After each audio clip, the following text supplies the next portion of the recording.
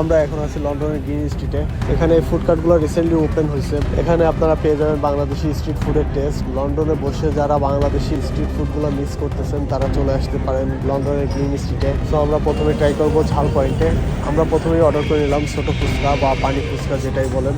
তো আমার কাছে পানি ফুচকাটা বেশ মজা লাগছে।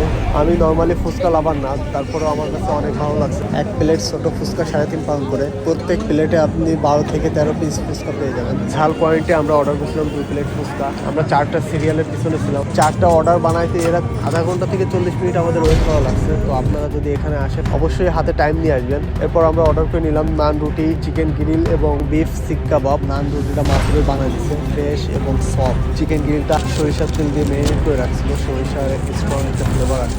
বিফ সিক কাবাবটা অন্য লেভেলের। বিফ সিক কাবাবটা এত মজা ছিল, ট্রাই করবেন দেওয়ার সাথে সাথে খাওয়ার। ঠান্ডা হয়ে গেলে আর ভালো লাগে না। সো এখানে আসলে আপনারা বাংলাদেশে আরও টেস্টি ফুড পেয়ে যাবেন। সো এই টাইপের ভিডিও আরও দেখতে চাইলে অবশ্যই চ্যানেলটিকে সাবস্ক্রাইব করে সাথে থাকবেন।